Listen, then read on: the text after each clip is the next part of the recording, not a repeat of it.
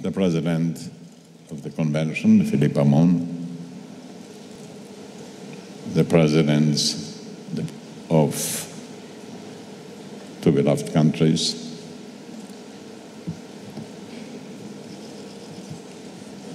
Tony Blair,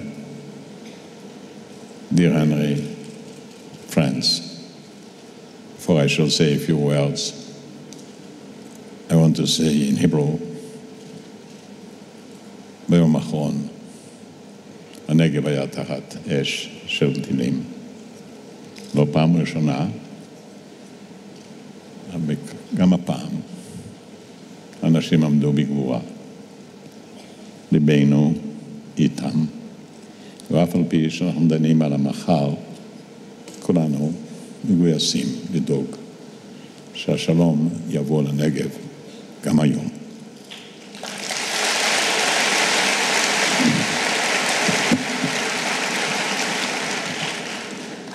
אורחים ומשתתפים עיקריים מרחבי העולם, ברוכים הבאים בשערי ועידת הנשיא הרביעית. אנו מתכנסים שוב בירושלים כדי לחשוב על המחר. אני רואה אתכם, זה תענוג לראות אתכם, את היקף התבונה הנפלאה והכוונות הטובות שהתאספו כאן הערב בירושלים. אנו זקוקים לחשיבה שאינה שגרתית, לתעוזה אינטלקטואלית, הייתי אומר אפילו לחוצפה אינטלקטואלית. אל נירתע לשאול את השאלות הקשות, ואל נחשוש להציע פתרונות שאינם ברפרטואר המקובל. אני מודה לכם על בואכם לירושלים, ואני מאחל לכם דיונים קונסטרוקטיביים. כאשר אנחנו דנים על מוסדות ועל מוחות מבריקים, על יכולת אדירה להטמיע את לקח ההיסטוריה האנושית אל תוך משנה מדינית סדורה וישימה, להפוך את החזון למציאות, יש ללא ספק איש אחד שנמצא כאן איתנו הערב, שכבר עשרות בשנים עומד בפסגת המאבק למען השלום, למען האנושות. Thank you, Henry, for being here with us tonight. Your presence is a comfort, an encouragement to us all. Today, as always, you are an inspiration to those who seek peace and understanding between nations and peoples. I remember that when you returned from your first visit to Saudi Arabia, you told us that the king received you and opened his remarks by saying, Dr. Henry Kissinger, I receive you here tonight, not as a Jewish person, but as a human being. You replied, Your Majesty, some of my best friends are human beings.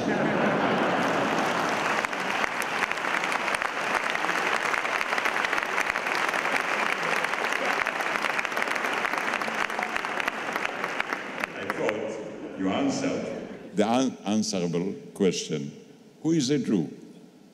And your answer is, being Jewish means to be a friend of all human beings without distinction.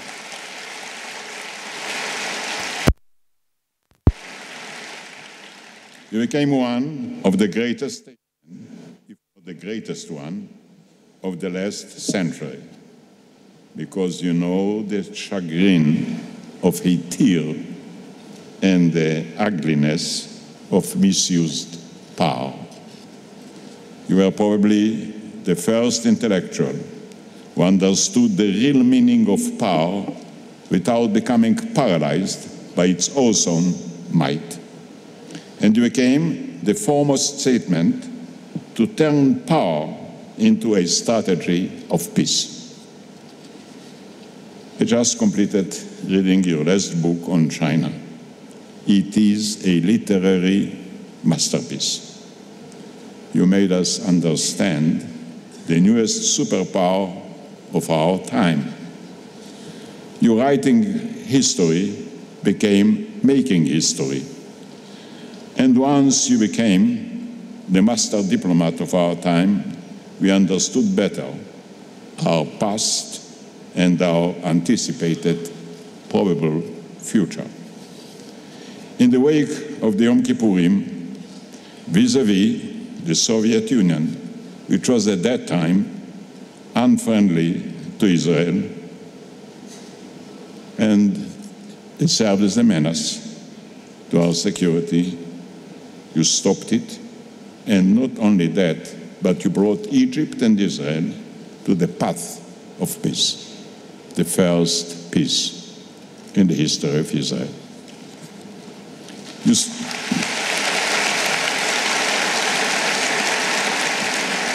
You started to do likewise with the Syrians. It wasn't completed, but it brought 40 years of secured borders between our two countries. You helped in opening the doors for Jewish exodus from the closed communist circle. You made sure to supply us with ammunition when the shortage of it endangered our life. You turned the relationship between the United States and Israel from a shared sentiment into a solid strategy.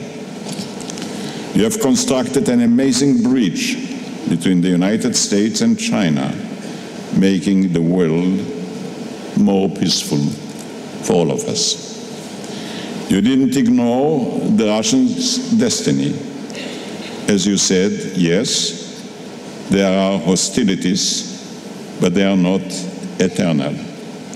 There are mornings, not only nights. As you won the admiration of millions and millions of people all over the world, from all corners, from all regions, from all races. It is my privilege, the privileged duty, to remind our people of what I witnessed, the tremendous effort you made to help us on every occasion as a great statesman and as a great Jew. It so happened that on your last days as Secretary of State, I happened to pay a visit to your office. We wandered through the pictures of the former Secretaries of State. I don't think that any of them was ever Jewish. And you remarked, as I recall it, you see, I shall have my picture too, hanging on the wall. My right is to select the artist.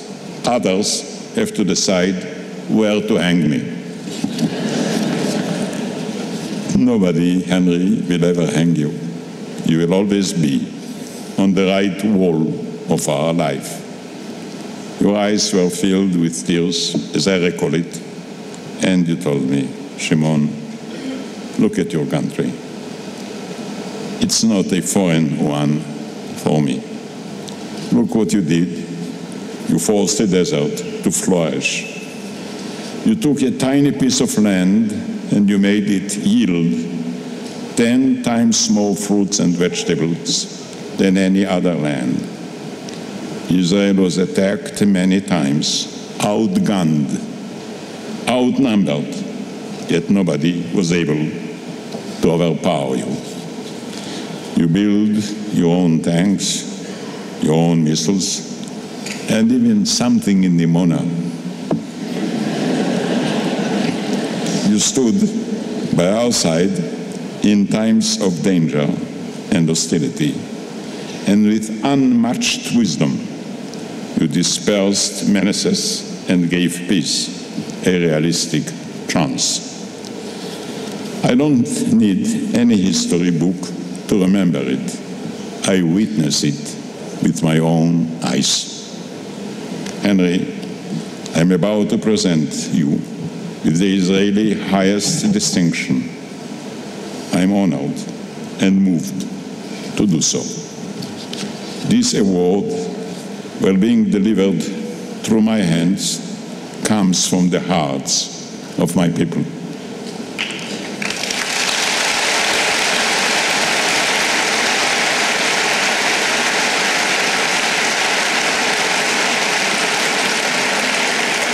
And again, Henry, I cannot help, but I feel that I'm handling it not to a friend, but to a brother.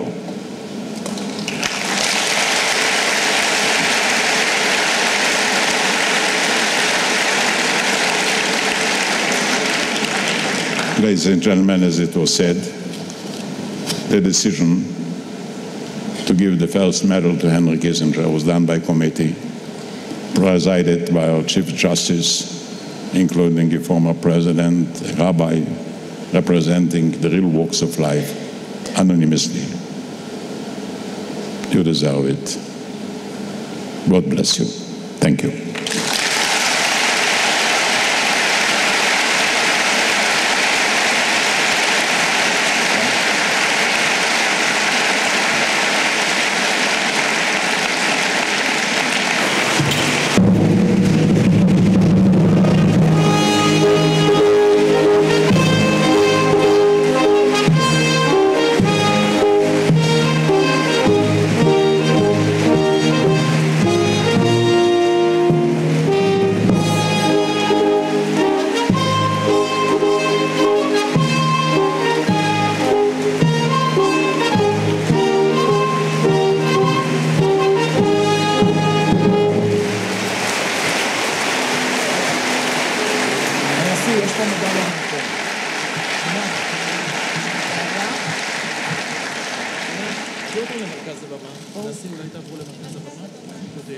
Thank you for the photo. The medal.